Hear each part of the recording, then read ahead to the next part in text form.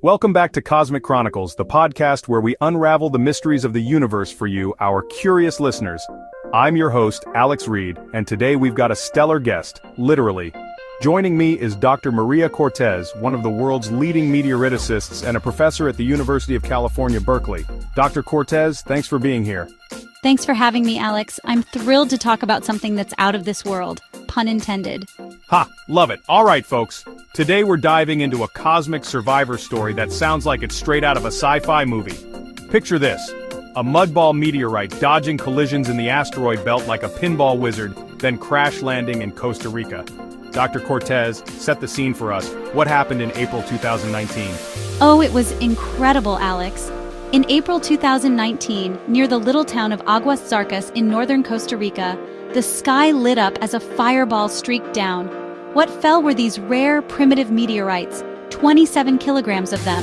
That's about 60 pounds of space rocks. It was the biggest fall of its kind since the famous Murchison meteorite hit Australia back in 1969. 27 kilos? That's like dropping a cosmic bowling ball on Earth. And you're saying this is a big deal because... Exactly, because these aren't just any rocks. They're what we call carbonaceous chondrites, super ancient water-rich meteorites that are like time capsules from the early solar system. Think of them as muddy messengers from space. The Aguas Zarcas fall gave us a treasure trove to study, and since then, scientists have written 76 papers about it.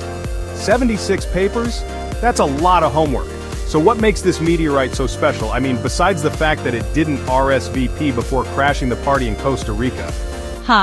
Well, for one, it's tough as nails. A lot of these mudball meteorites, named because they've got water-rich minerals, tend to break apart easily. But Aguas Zarcas? It held together like a champ. It blasted into Earth's atmosphere at 14.6 kilometers per second. That's over 32,000 miles per hour. And didn't shatter until it was just 25 kilometers above the ground. That's when it finally said, "Okay, I'll break now," and lit up the sky with a flash so bright satellites caught it. Whoa, so it's like the Superman of meteorites, zooming in and taking a beating without cracking up until the last second. How did it even survive that trip? That's the cool part.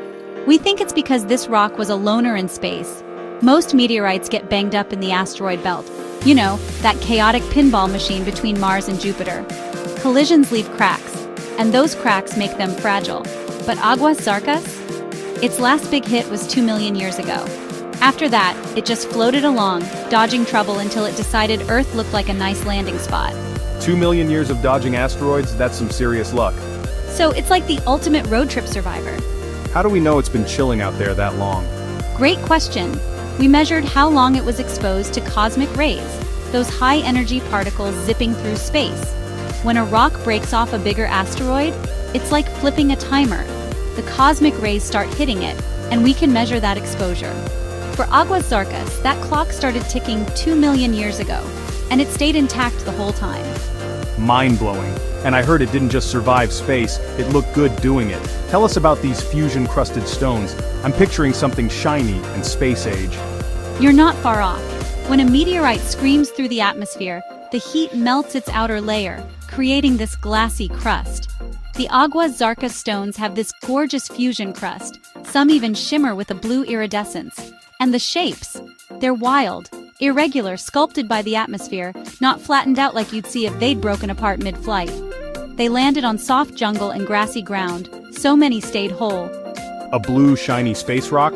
I'm sold. Where do I get one for my coffee table? Kidding. But seriously, how did it end up in Costa Rica of all places? It's all about the trajectory. We analyzed video footage and traced its path.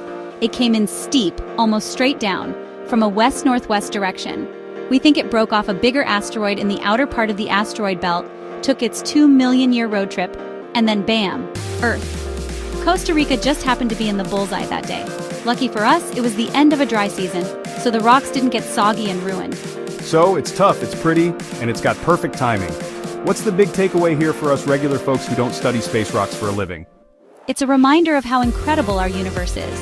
This little 60-centimeter rock, about the size of a beach ball, survived millions of years, crossed millions of miles, and landed in a way we could study it. It tells us about the early solar system, how planets formed, and even how strong these weak meteorites can be. Plus, it's a cosmic underdog story, Proof you don't have to be big or flashy to make it through the toughest journeys. I love that, an underdog from outer space. Dr. Cortez, you've made me want to look up at the sky a little more often. Thanks for breaking this down for us. Folks, if you want more mind-blowing science like this, subscribe to Cosmic Chronicles. And maybe check out phys.org's newsletter for daily updates on breakthroughs like this one. Dr. Cortez, any last words? Just keep looking up, Alex. You never know when the next cosmic survivor might drop by. Well said. That's it for today, listeners. Until next time, stay curious and keep your eyes on the stars. This is Alex Reed, signing off.